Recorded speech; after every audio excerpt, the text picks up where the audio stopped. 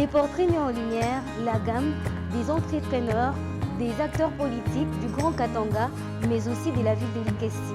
Aujourd'hui, nous allons à la rencontre des hommes au parcours inspirant et un modèle de dévouement. Messieurs et dames, bienvenue dans le portrait.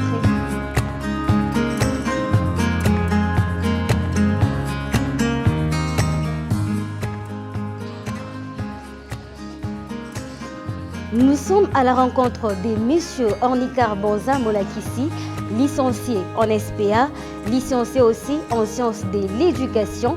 Il est aussi enseignant, hormis l'enseignement, il est acteur politique indépendant de la ville de Likessi.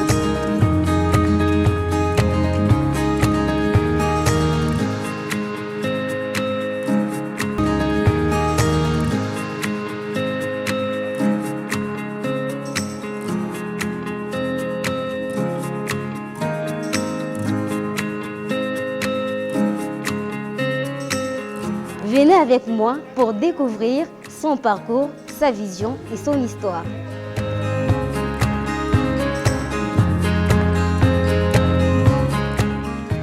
Parlez-nous de vous. Moi, c'est Monsieur Ornikar Bonza Molakissi Wayambo. Je crois que je suis actuellement là, je suis préfet des études du complexe scolaire Massanga. Au moins, je suis aussi enseignant debout et assis au même moment parce que je donne aussi cours. En dépit de cela, je suis analyste indépendant des questions sociopolitiques de la ville de Likessi parce que c'est la ville dans laquelle j'habite, mais aussi j'analyse des questions qui peuvent aller jusqu'au niveau international.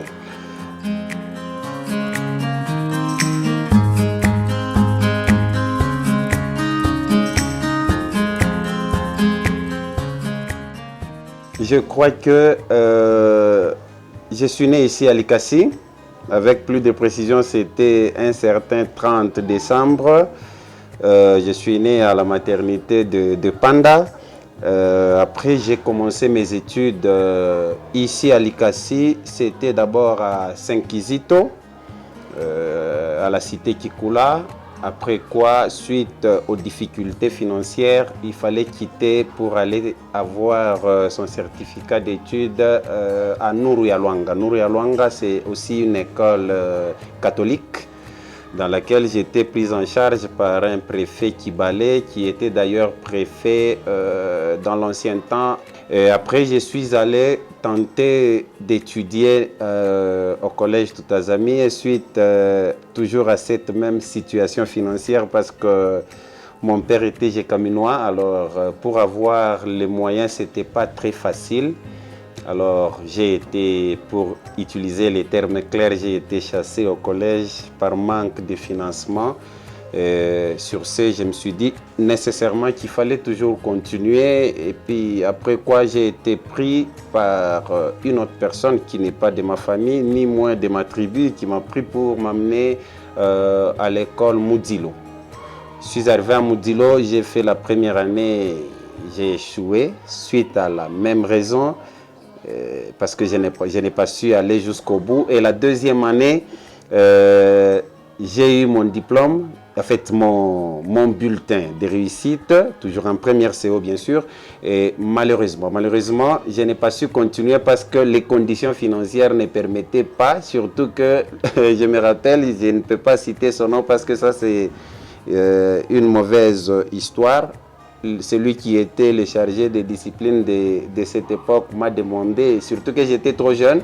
Alors on comprenait facilement ce que l'enseignant disait et l'enseignant m'a dit, le chargé de discipline me dira que s'il me voyait à l'école, il va me couper la tête.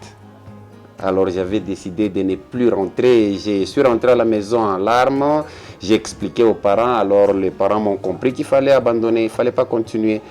Et en arrêtant, je devrais aller faire autre chose pour servir mon pays parce que là j'avais déjà une image de défendre nécessairement ceux qui avaient ou qui étaient dans les mêmes difficultés que moi. Malheureusement, je n'ai fait que 2 ans et mes parents Et les réalités que j'ai trouvées sur le terrain m'ont renseigné qu'il fallait toujours étudier. Même pour aider, il fallait étudier. Je suis rentré et j'ai été récupéré par un monsieur qui est maintenant actuellement le chargé de la sécurité chez KCC, pour ne pas parler d'Eler Mouchitou, qui était le préfet de l'Institut Mafikile à l'époque. Et il m'a pris en charge. Et je pourrais vous expliquer que moi, je devrais payer les frais de l'année passée, l'année en cours. C'est-à-dire, nous sommes en 2025, moi je suis en train de payer les frais de l'année 2024 pour dire qu'il m'avait patienté dans ce contexte-là. Il m'a pris en charge et c'est de là que j'ai eu mon diplôme en pédagogie générale. En pédagogie générale, après quoi, je me suis fait enseignant et étudiant en même moment. Et je me suis fait étudiant à l'université de l'ICASI. En sciences sociales, politiques et administratives. Et là, j'en suis sorti licencié. Y a-t-il un moment marquant ou une expérience particulière qui vous a profondément touché durant votre parcours? Ah oui, par rapport à cette période-là d'études, je crois que j'ai été marqué par certaines personnes. J'ai réalisé quand même qu'il y avait des gens de bonne foi, parce que je vous ai dit, à l'école primaire, j'ai été prise en charge par une personne qui n'est pas de ma famille. Et en dépit de cela, à l'école secondaire, c'était la même chose.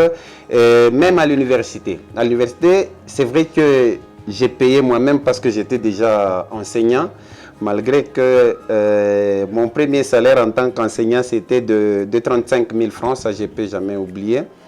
Mais au moins avec les petites miettes, je me suis décidé, comme j'avais déjà un objectif qu'il fallait étudier à tout prix. Mais il y avait toujours des gens qui nous secouraient. Permettez-moi de citer son nom, Maître Boalo Kaboula. C'est parmi les gens qui m'ont soutenu, ils m'ont quand même prêté main forte en dehors des membres de la famille. Si je l'ai cité, c'est parce que lui n'est pas de ma famille. C'était... Je pourrais parler d'une connaissance qu'on s'est retrouvé à l'université, mais il a quand même fait ça. C'était les éléments qui m'ont aidé, mais aussi j'ai réalisé que je n'étais pas l'unique pauvre. Il y avait des plus pauvres que moi. Alors par conséquent, je me suis dit qu'il fallait s'équilibrer. Peut-être c'est aussi par rapport à l'intelligence que Dieu a mis à notre disposition qui a tenté de nous équilibrer. Par le fait que nous, on devrait offrir notre intelligence et ceux qui avaient des moyens devraient nous offrir leurs moyens. Alors on s'équilibrait et Dieu a joué au 50-50, ce qui a permis à ce que nous soyons quand même à l'aise. Mais jusque-là, une mauvaise expérience ou une mauvaise histoire, c'était la mort de ma mère, ma défunte mère Jeannette Nkoulou. Ça, c'est le plus grand choc de ma vie parce que je me rappelle qu'elle était prête à vendre tout, le sommet, du charbon, parce que moi aussi j'en vendais avec elle. Du charbon, on faisait des trocs dans le village. Curieusement, du moment où je me suis senti un peu bien positionné et que je devrais la récompenser, elle est partie très tôt.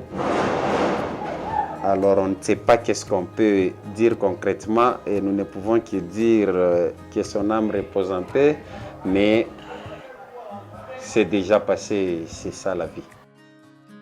Quel message aimeriez-vous adresser à tous les jeunes qui traversent une situation similaire à votre parcours? Merci beaucoup. Je crois que à tous ceux qui traversent, surtout sur le plan des études, tous ceux qui traversent les difficultés, la première des choses est de savoir quel est votre objectif. Vous êtes en train de chercher quoi concrètement? Et quand vous savez, je crois que le bon Dieu va mettre des gens à côté de vous pour vous aider. Le plus grand problème, c'est de savoir l'objectif. Je suis en train de faire quoi concrètement?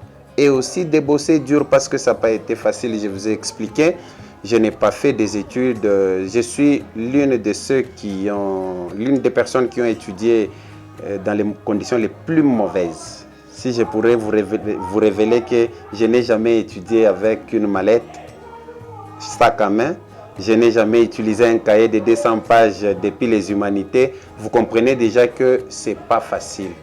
Ce n'est pas facile concrètement. Alors, à ceux qui sont dans les mêmes difficultés aujourd'hui, ils doivent se concentrer durement pour chercher à faire ou à se surpasser, pour mieux faire. Répondez par oui ou non. Faites-vous la politique? Oui, j'ai fait la politique comme analyste. Êtes-vous de l'opposition, de la majorité ou indépendant? Non, je suis l'église au milieu du village jusque-là. Pourquoi faire la politique sans appartenir à un parti politique? Je crois que j'ai fait les études en politique, ce qui est réel. C'est la principale des raisons. Je devrais fournir ce que j'ai étudié, voyant bien sûr ce qui se passe dans notre pays. Et alors la deuxième des choses, c'est que pourquoi ne pas faire la politique dans un parti politique? C'est simplement parce que j'ai constaté que dans plusieurs partis politiques, la plupart des membres vivent dans le carcan du militantisme presque.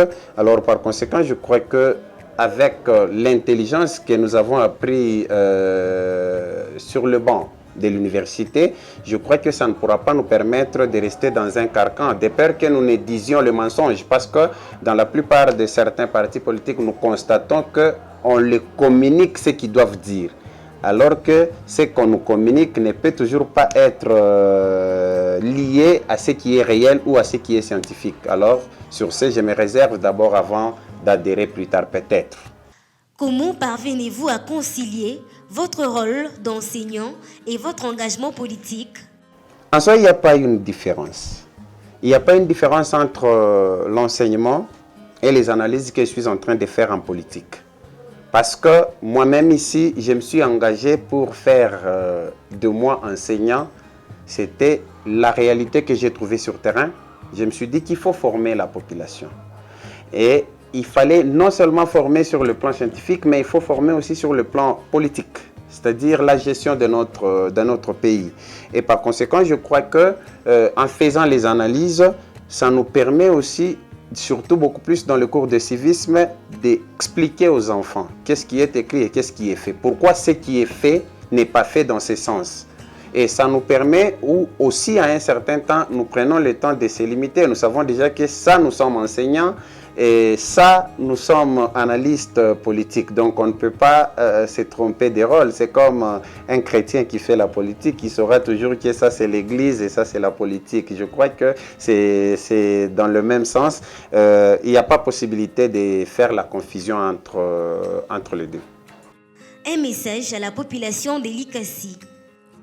En ce qui concerne la vie, je demanderai à la population de l'ICASI d'avoir un objectif chrétien, élève, étudiant, il faut avoir un objectif. Marcher en se référant à votre objectif, je crois que vous allez réussir. À ce qui concerne les politiciens, qu'ils cessent d'être dans les carcans politiques, et en ce qui concerne les chrétiens, qu'ils aident notre jeunesse actuelle. Le constat, c'est que si les chrétiens ne fournissent pas des efforts, d'ici là, l'homme vivra avec un démon à côté.